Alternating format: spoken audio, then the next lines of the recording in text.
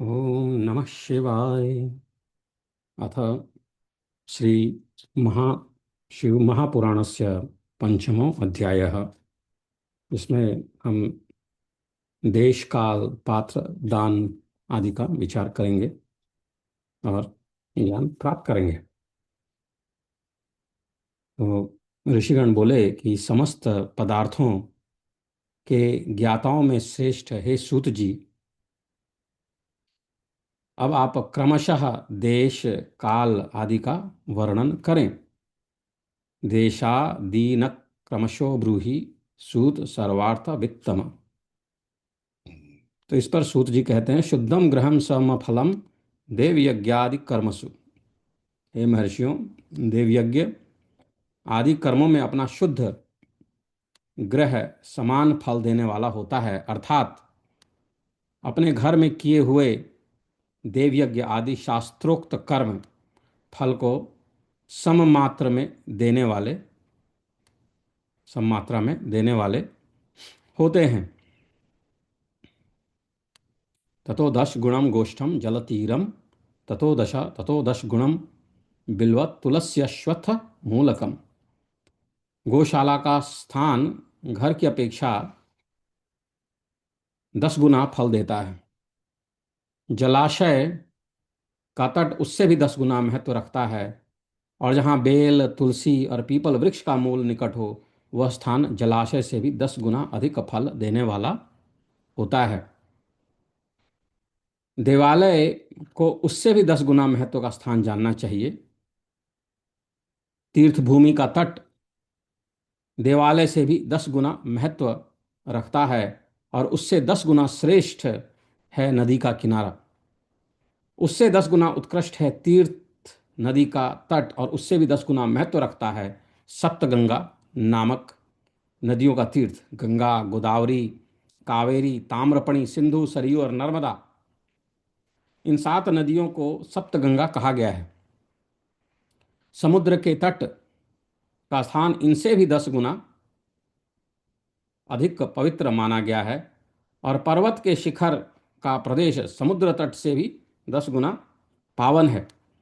सबसे अधिक महत्व का वह स्थान जाना चाहिए जहां मन लग जाए। यहां तक देश का वर्णन हुआ, अब काल का वर्णन तारतम्य बताया जाता है। तो ततो देवालयम विद्यार्थीर्थ तीरम ततो दश गुणम नद्यास्तीर्थ नद्यास ततो दश सप्तगंगा नदी तीर्थम तस्या 10 गुणम भवेत। गंगा गोदावरी चैव गंगा गोदावरी चैव कावेरी ताम्रपर्णिका सिंधुश्च सरयूरेवा सप्तगंगाः प्रकीर्तिताः ततोब्धि तीरे दश च पर्वताग्रे ततो दश। सत्ययुग में यज्ञ, दान आदि कर्म पूर्ण फल देने वाले होते हैं, ऐसा जानना चाहिए। सत्ययुग में यज्ञ, दान आदि कर्म पूर्ण फल देने वाले होते हैं, ऐसा जानना चाहिए। त्रेता युग में उसका 3/4 फल मिलता है। द्वापर में सदा आधे ही फल की प्राप्ति होती है।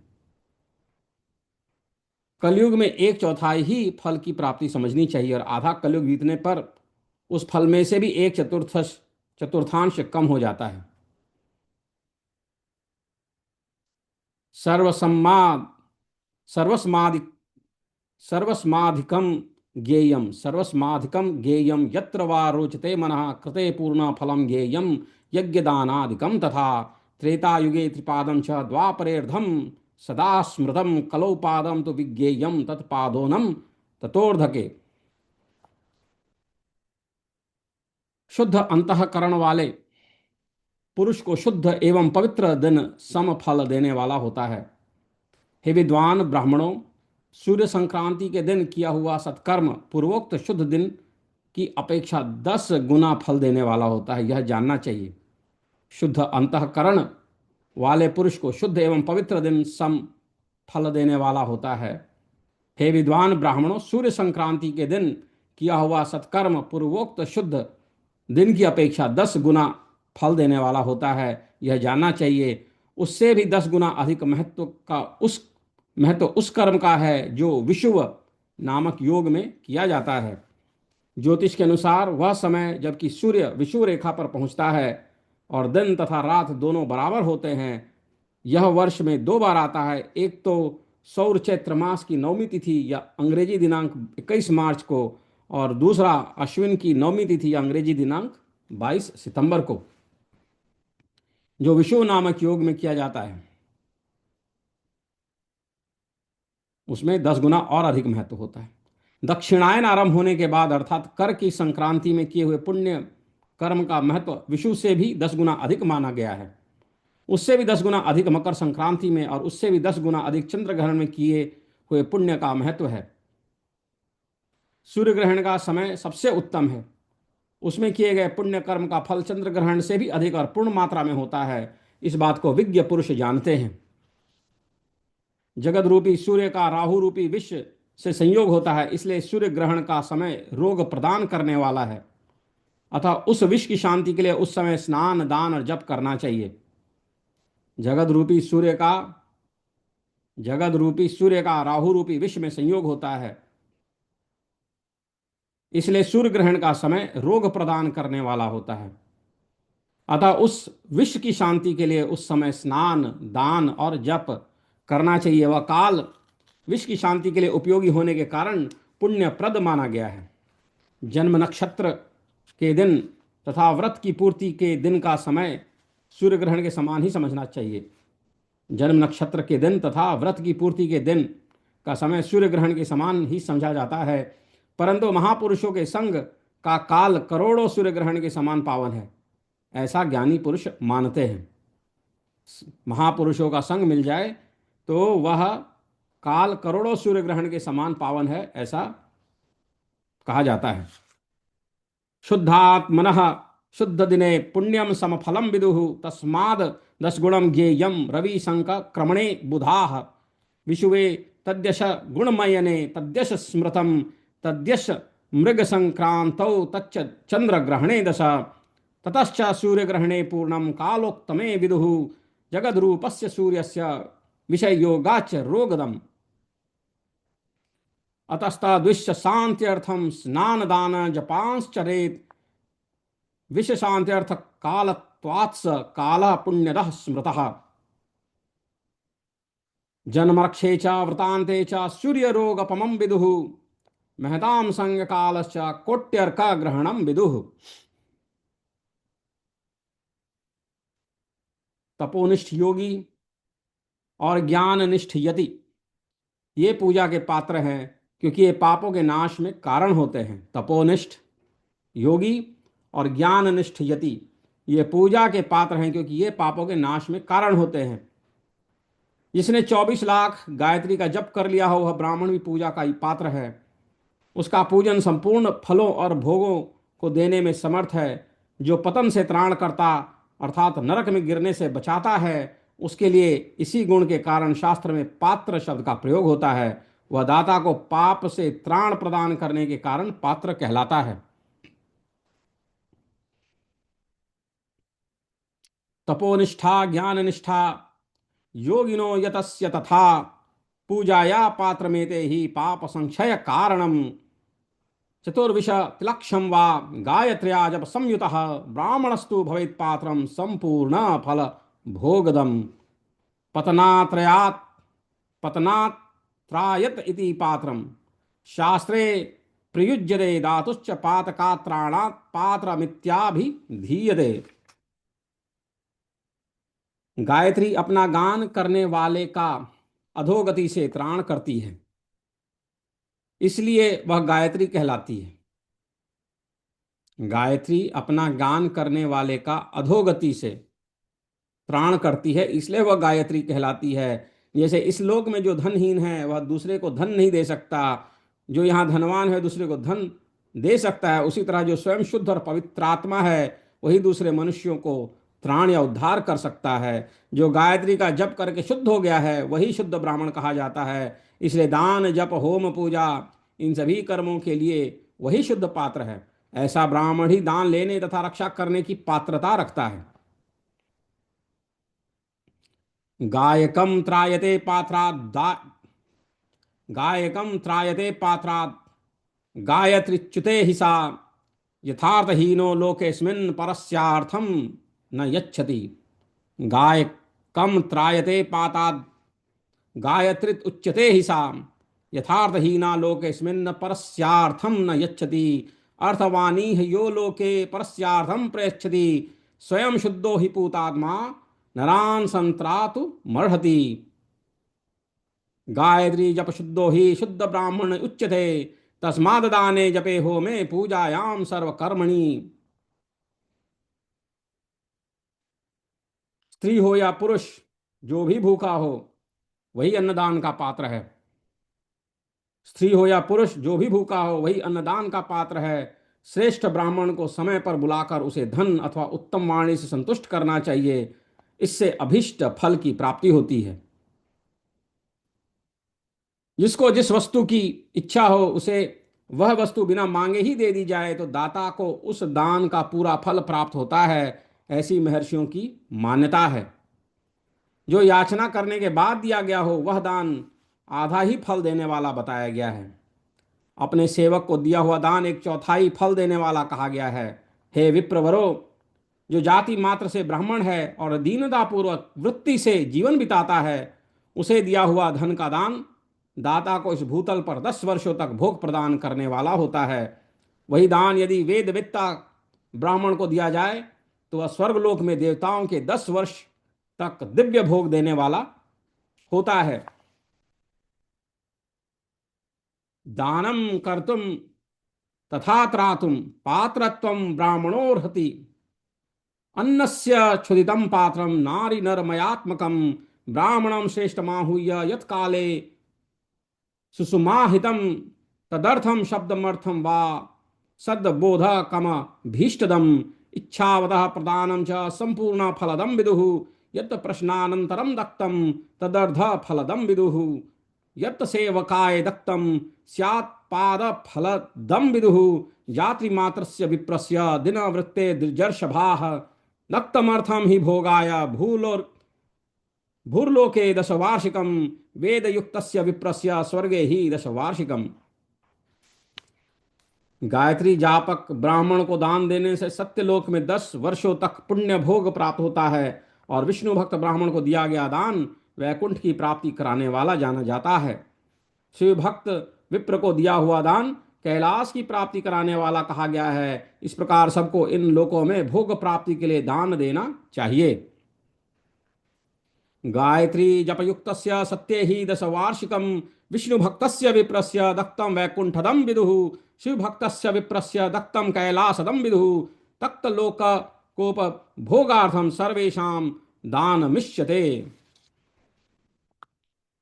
रविवार के दिन ब्राह्मण को दशांग अन्न देने वाला मनुष्य दूसरे जन्म में 10 वर्षों तक निरोग रहता है।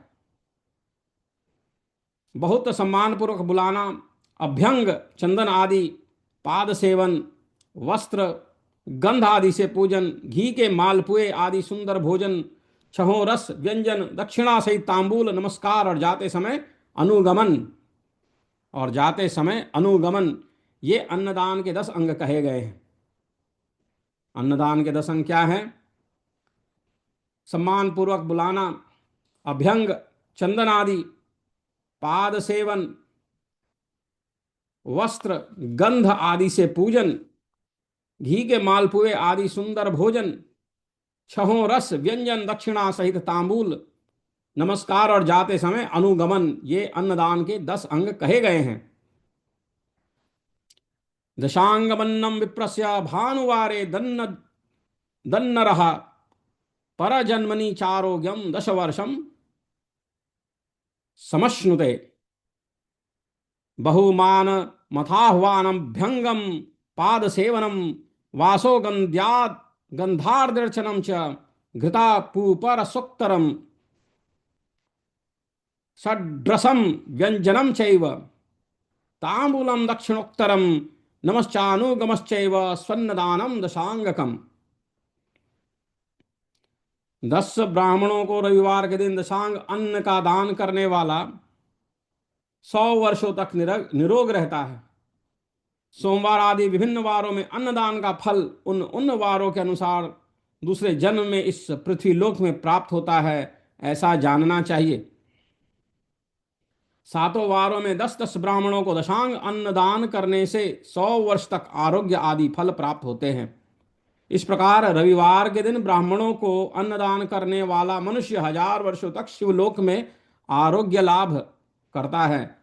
इसी प्रकार 1000 ब्राह्मणों को अन्नदान करके मनुष्य 10,000 वर्षों तक आरोग्य भोग करता है। विद्वान को सोमवार आदि दिनों के विषय में भी ऐसा ही जानना चाहिए।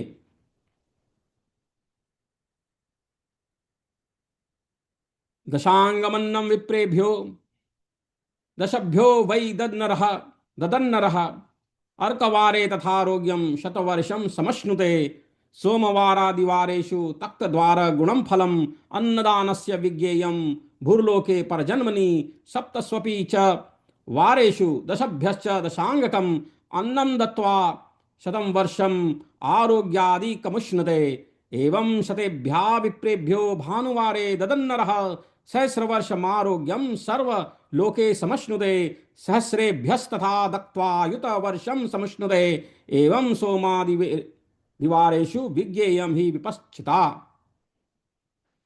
रविवार को गायत्री जप से पवित्र अंतःकरण वाले 1000 ब्राह्मणों को अन्नदान करके मनुष्य सत्यलोक में आरोग्य आदि भोगों को प्राप्त करता है। इसी प्रकार 10,000 ब्राह्मणों को दान देने से विष्णु लोक में ऐसी प्राप्ति होती है और 1,00,000 ब्राह्मणों को अन्नदान करने से रुद्रलोक में भोग आदि की प्राप्ति होती है। भानुवारे सहस्राणाम गायत्री पुतचेतसाम अन्न दत्त्वा सत्यलोके यारोग्यादि समश्नुते अयुतानाम तथा दत्त्वा विष्णुलोके समश्नुते अन्नं दत्त्वा तु लक्षाणाम रुद्रलोके समश्नुते। विद्या की कामना वाले मनुष्यों को ब्रह्म बुद्धि से बालकों को दशांग अन्न का दान करना चाहिए। पुत्र की कामना वाले लोगों को विष्णु बुद्धि से युवकों को दान करना चाहिए और ज्ञान प्राप्ति की इच्छा वालों को रुद्र बुद्धि से वृद्धजनों को दान करना चाहिए। विद्या की कामना वाले मनुष्यों को ब्रह्म बुद्धि से बालकों को दशांग अन्न का दान करना चाहिए। पुत्र की कामना वाले लोगों को विष्णु बुद्धि से युवकों को दान करना चाहिए। ज्ञान प्राप्ति की इच्छा वालों को रुद्र बुद्धि से वृद्ध जनों को दान करना चाहिए। इसी प्रकार बुद्धि की कामना वाले श्रेष्ठ मनुष्यों को सरस्वती बुद्धि से बालिकाओं को दशांग अन्न दान करना चाहिए। सुख भोग की कामना वाले श्रेष्ठ जनों को लक्ष्मी बुद्धि से युवतियों को दान देना चाहिए। आत्मज्ञान की इच्छा वाले लोगों को पार्वती बुद्धि से वृद्धा स्त्रियों को अन्नदान करना चाहिए। बालानां ब्रह्म बुद्ध्या ही देयं विद्यार्थी भिर्नरैः यूनां च विष्णु बुद्ध्या ही पुत्र कामार्थी भिर्नरैः वृद्धानां रुद्र बुद्धया ही देयं ज्ञानार्थी भिन्नरैः बाल श्री भारती बुद्ध्या बुद्धि कामैर्नरोक्तमैः लक्ष्मी बुद्ध्या युवा स्त्रीषु भोग कामैर्नरोक्तमैः वृद्धासु पार्वती बुद्ध्या देयत्मात्मर्थी भिर्जनैः। ब्राह्मण के लिए शिल तथा उंच वृत्ति से लाया हुआ और गुरु दक्षिणा में प्राप्त हुआ अन्न धन शुद्ध द्रव्य कहलाता है। उसका दान दाता को पूर्ण फल देने वाला बताया गया है। ब्राह्मण के लिए शिल तथा उंच वृत्ति से किसान के खेत में बोए हुए अन्न को काट ले जाने के बाद, किसान के द्वारा खेत में बोए हुए अन्न को काट कर ले जाने के बाद उनसे गिरे हुए एक एक दाने को दोनों उंगलियों से उठाने को उच्च तथा उक्त खेत में एक एक बाल धाने के गुच्छों को चुनने को शिल कहते हैं। उंचो धान्य कणादानम कणि शार्दर्जनम शिलम। मनुस्मृति के टीकाकार आचार्य श्री राघवानंद जी ने बाजार आदि में क्रय विक्रय के अनंतर गिरे हुए अन्न के दानों को चुनने को उच्च और खेत कट जाने के बाद खेत में पड़ी हुई धान्य आदि बालों को बिनना शिल कहा गया। बिनना उसको शिल कहा है। तो उंच छिल जो बचे खुचे हैं उस विषय में बता रहे हैं कि ब्राह्मण के लिए शिल तथा उंच वृत्ति से लाया हुआ और गुरु दक्षिणा में प्राप्त हुआ अन्न धन शुद्ध द्रव्य कहलाता है। उसका दान दाता को पूर्ण फल देने वाला बताया गया है। शिलवृत्योंच वृत्त्या च गुरु दक्षिण यार्जितम शुद्ध द्रव्यमिति प्राहुस्त पूर्ण फलदम विदुः। शुद्ध प्रतिग्रह शुक्लदान, शुक्लदान शुद्ध प्रतिग्रह, शुद्ध प्रतिग्रह में मिला हुआ द्रव्य मध्यम द्रव्य कहा गया है और खेती व्यापार आदि से प्राप्त धन अधम द्रव्य कहा गया है। शुक्ल प्रतिग्रहादक्तम मध्यमम द्रव्य मुच्यते कृषि वाणिज्य कोपेतम धमम द्रव्य मुच्यते। क्षत्रियों का शौर्य से कमाया हुआ, वैश्यों का व्यापार से कमाया हुआ और शूद्रों का सेवा वृत्ति से प्राप्त किया हुआ धन भी उत्तम द्रव्य कहलाता है। धर्म की इच्छा रखने वाली स्त्रियों को जो धन पिता एवं पति से मिला हुआ हो उनके लिए वह उत्तम द्रव्य है। क्षत्रियाणाम विशाम चैव शौर्य वाणिज्य कार्जितम उत्तमम द्रव्यमित्याहुः शूद्राणाम भृत कार्जितम। शुक्ल प्रतिग्रहाद्यक्तम मध्य में द्रव्य मुच्यते कृषि वाणिज्य कोपेतम मध्यमम द्रव्य मुच्यते। गौ आदि 12 वस्तुओं का चैत्र आदि 12 महीनों में क्रमशः दान करना चाहिए अथवा किसी पुण्य काल में एकत्रित करके अपनी अभीष्ट प्राप्ति के लिए इनका दान करना चाहिए। गौ भूमि तिल सुवर्ण घी वस्त्र धान्य गुड़ चांदी नमक कोहड़ा और कन्या, यही वे 12 वस्तुएं हैं। गौ आदि 12 वस्तुओं का चैत्र आदि 12 महीनों में क्रमशः दान करना चाहिए अथवा किसी पुण्य काल में एकत्रित करके अपनी अभिष्ट प्राप्ति के लिए इनका दान करना चाहिए। गौ भूमि तिल सुवर्ण घी वस्त्र धान्य गुड़ चांदी नमक कोहड़ा और कन्या, यही वे 12 वस्तुएं हैं। स्त्रीणाम धर्मार्थिनाम द्रव्यम पैतृकम भर्तृकम तथा गवादीनाम द्वादशानाम चैत्रादिशुम यथार्थ क्रमम संभूय वा पुण्य काले दद्यादिष्ट समृद्धये गोभूति लहिर अरण्याज वासो धान्य गुडानि च। गोदान में दी हुई गाय के उपकारी गोबर से धन धान्यादि ठोस पदार्थों के आश्रय से टिके पापों का नाश होता है और उसके गोमूत्र से जल तेल आदि तरल पदार्थों में रहने वाले पापों का नाश होता है। उसके दूध दही और घी से कायिक वाचिक तथा मानसिक तीनों प्रकार के पाप नष्ट हो जाते हैं। उनसे कायिक आदि पुण्य कर्मों की पुष्टि भी होती है, ऐसा बुद्धिमान मनुष्यों का जानना है या उनको जानना चाहिए। गोदान में दी गई गाय के उपकारी गोबर से धन धान्य आदि ठोस पदार्थों के आश्रय से टिके पाप का नाश होता है और उसके गोमूत्र से जल तेल आदि तरल पदार्थों में रहने वाले पापों का नाश होता है। उसके दूध दही और घी कायिक वाचिक तथा मानसिक तीनों प्रकार के पाप नष्ट हो जाते हैं। उनसे कायिक आदि पुण्य कर्मों की पुष्टि हो जाती है, ऐसा बुद्धिमान मनुष्यों का जानना है। रौप्यम लवण कुष्मांडम, रौप्यम लवण कुष्मांडम कन्या द्वादशकम तथा गोदान दत्त गव्येन गोमयेनोपकारिणा धन धान्याद्याश्रितानां दुरितानां निवारणम जल स्नेहद्याश्रितानां दुरितानां तु गोजलैः कायिकादित्रियाणां तु क्षीरदध्याजकैस्तथा तथा तेषां च पुष्टिश्च विज्ञेया हि विपश्चिता। हे ब्राह्मणों, भूमि का दान इहलोक और परलोक में प्रतिष्ठा की प्राप्ति कराने वाला है, आश्रय कराने वाला है। तिल का दान बलवर्धक एवं मृत्यु का निवारक कहा गया है। भूदानम तो प्रतिष्ठार्थम इह चामुत्र च द्विजा तिलदानम बलार्थम ही सदा मृत्युंजयम विदुः। सुवर्ण का दान जठराग्नि को बढ़ाने वाला तथा वीर्यदायक है। सुवर्ण का दान जठराग्नि को बढ़ाने वाला तथा वीर्यदायक है। घी के दान को पुष्टिकारक जानना चाहिए। वस्त्र का दान आयु की वृद्धि कराने वाला है, ऐसा जानना चाहिए। धान्य का दान अन्न की समृद्धि का कारण होता है। गुड़ का दान मधुर भोजन की प्राप्ति कराने वाला होता है। चांदी के दान से वीर्य वृद्धि होती है। लवण का दान षडरस खडरस भोजन की प्राप्ति कराता है। सब प्रकार का दान संपूर्ण समृद्धि की सिद्धि के लिए होता है। विज्ञ पुरुष कुष्मांड के दान को पुष्टिदायक मानते हैं। कन्या का दान आजीवन भोग देने वाला कहा गया है। हे ब्राह्मणों, वह लोक और परलोक में भी संपूर्ण भोगों की प्राप्ति कराने वाला है। हिरण्यम हिरण्यम जाठराग्नेस्तु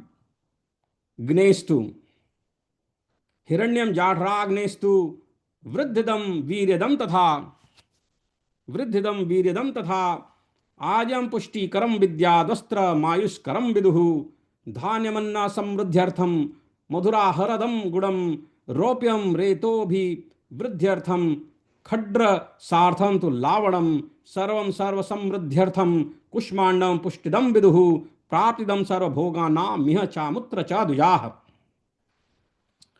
कटहल, आम, कैथ आदि वृक्षों के फूल, केला आदि औषधियों के फूल तथा जो फल लता एवं गुल्मों से उत्पन्न हुए हों, मुष्ट फल, आवरण युक्त फल जैसे नारियल, बादाम आदि, उड़द, मूंग आदि दालें, शाक, मिर्च, सरसों आदि तेल मसाले और ऋतुओं में तैयार होने वाले फल समय समय पर बुद्धिमान व्यक्तियों द्वारा दान किए जाने चाहिए।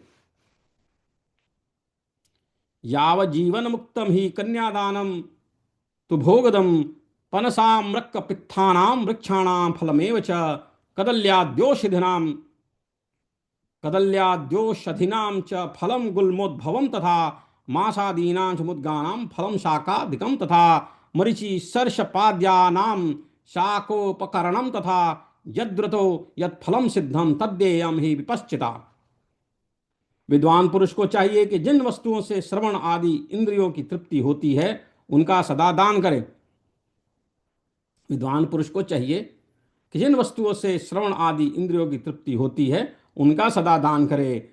श्रोत्र आदि 10 इंद्रियों के जो शब्द आदि 10 विषय हैं उनका दान किया जाए तो वे भोगों की प्राप्ति कराते हैं तथा दिशा आदि इंद्रिय देवताओं को संतुष्ट करते हैं। वेद और शास्त्र को गुरु मुख से ग्रहण करके गुरु के उपदेश से अथवा स्वयं ही बोध प्राप्त करने के पश्चात जो बुद्धि का यह निश्चय होता है कि कर्मों का फल अवश्य मिलता है, इसी को उच्च कोटिका की आस्तिकता कहते हैं। विद्वान पुरुष को चाहिए कि जिन वस्तुओं से श्रवण आदि इंद्रियों की तृप्ति होती है उनका सदा दान करे। विद्वान पुरुष को चाहिए कि जिन वस्तुओं से श्रवण आदि तृप्तियों आदि इंद्रियों की तृप्ति होती है उनका दान करे। श्रोत्र आदि 10 इंद्रियों के जो शब्द आदि 10 विषय हैं उनका दान किया जाए तो वे भोगों की प्राप्ति कराते हैं तथा दिशा आदि इंद्रिय देवताओं को संतुष्ट करते हैं। श्रवणेन्द्रिय के देवता दिशाएं, नेत्र के सूर्य, श्रवण इंद्रिय के देवता दिशाएं, नेत्र के सूर्य, नासिका के अश्विनी कुमार, रसनेन्द्रियों के वरुण, त्वगिंद्रियों के वायु, वागिंद्रियों के अग्नि, लिंग के प्रजापति, गुदा के मित्र, हाथों के इंद्र और पैरों के देवता विष्णु हैं। श्रवणेन्द्रिय के देवता दिशाएं, नेत्र के सूर्य, नासिका के अश्विनी कुमार, रसनेन्द्रिय के वरुण, त्वगिनेन्द्रिय के वायु, वागिंद्रिय के अग्नि, लिंग के प्रजापति, गुदा के मित्र, हाथों के इंद्र और पैरों के देवता भगवान विष्णु हैं। तो कह रहे हैं कि श्रोत्र आदि 10 इंद्रियों के जो शब्द आदि 10 विषय हैं उनका दान किया जाए तो वे भोगों की प्राप्ति कराते हैं तथा दिशा आदि इंद्रिय देवताओं को संतुष्ट करते हैं, जिनका नाम मैंने भी लिया। वेद और शास्त्र को गुरुमुख से ग्रहण करके गुरु के उपदेश से अथवा स्वयं ही बोध प्राप्त करने के पश्चात जो बुद्धि का यह निश्चय होता है कि कर्मों का फल अवश्य मिलता है, इसी को उच्च कोटि की आस्तिकता कहते हैं। भाई बंधु अथवा राजा के भय से जो आस्तिकता बुद्धि या श्रद्धा होती है वह कनिष्ठ श्रेणी की आस्तिकता है।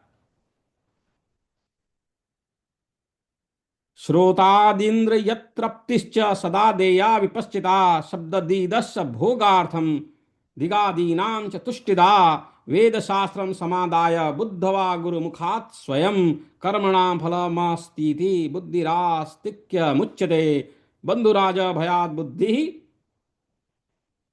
श्रद्धा सा च कनीयसी सर्वभावे दरिद्रस्तु वाचा वा कर्मणा यजेत। वाचिकम यजनम विद्यान मंत्र स्तोत्र जपादिकम तीर्थ यात्रा व्रताद्यम ही कायिकम यजनम विदुः येन केनाप्युपायेन ह्यल्पम वा यदि वा बहु देवतार्पण बुद्ध्या च कृतम भोगाय कल्पते। जो सर्वथा दरिद्र हैं, जिसके पास सभी वस्तुओं का अभाव है, वह वाणी अथवा कर्म द्वारा यजन करे। कर्म अर्थात शरीर, वाणी अथवा शरीर द्वारा यजन करे। मंत्र स्तोत्र और जप आदि को वाणी द्वारा किया गया यजन समझना चाहिए तथा तीर्थ यात्रा और व्रत आदि को विद्वान पुरुष शारीरिक यजन मानते हैं। जिस किसी भी उपाय से थोड़ा हो या बहुत देवतार्पण बुद्धि से जो कुछ भी दिया अथवा किया जाए वह दान या सत्कर्म भोगों की प्राप्ति कराने में समर्थ होता है। तपस्या और दान, ये दो कर्म मनुष्य को सदा करने चाहिए, तपस्या और दान। तथा ऐसे ग्रह का दान करना चाहिए जो अपने वर्ण और गुण से सुशोभित हो। अपने वर्ण अर्थात चमक और दमक या सफाई से और सुख सुविधा से सुशोभित हो। बुद्धिमान पुरुष देवताओं की तृप्ति के लिए जो कुछ देते हैं वह अतिशय मात्रा में और सब प्रकार के भोग प्रदान करने वाला होता है। उस दान से विद्वान पुरुष इहलोक और परलोक में उत्तम जन्म और सदा सुलभ होने वाला भोग पाता है। ईश्वरार्पण बुद्धि से यज्ञ दान आदि कर्म करके मनुष्य मोक्ष फल का भागी होता है। तपश्चर्या च दानम च कर्तव्यमुभयम सदा प्रतिश्रयम प्रदातव्यम स्ववर्णम गुणशोभितम देवानां तृप्तियेत्यर्थम सर्वभोग प्रदम बुधैः यह मुत्रोक्तमं जन्म सदा भोगम लभेत बुधा ईश्वरार्पण बुद्ध्या ही कृत्वा मोक्षा फलम लभेत। जो मनुष्य इस अध्याय का सदा पाठ अथवा श्रवण करता है उसे धार्मिक बुद्धि प्राप्त होती है तथा उसमें ज्ञान का उदय होता है। या इमं पठतेध्यायम या इमं पठते अध्यायम या शृणोति सदा नरः तस्य वै धर्म बुद्धिश्च ज्ञान सिद्धि प्रजायते। इति श्री शिव महापुराणे प्रथमायां विद्वेश्वर संहितायां देश काल पात्रादिवर्णनम दिवर्णनम नाम पंचदशो अध्यायः। इस प्रकार श्री शिव महापुराण के अंतर्गत प्रथम विद्वेश्वर संहिता में देश काल पात्र आदि का वर्णन नामक 15वां अध्याय हमने पढ़ा, वो पूर्ण हुआ। हरिओम। ओम नमः शिवाय। ओम नमः शिवाय। हरिओम।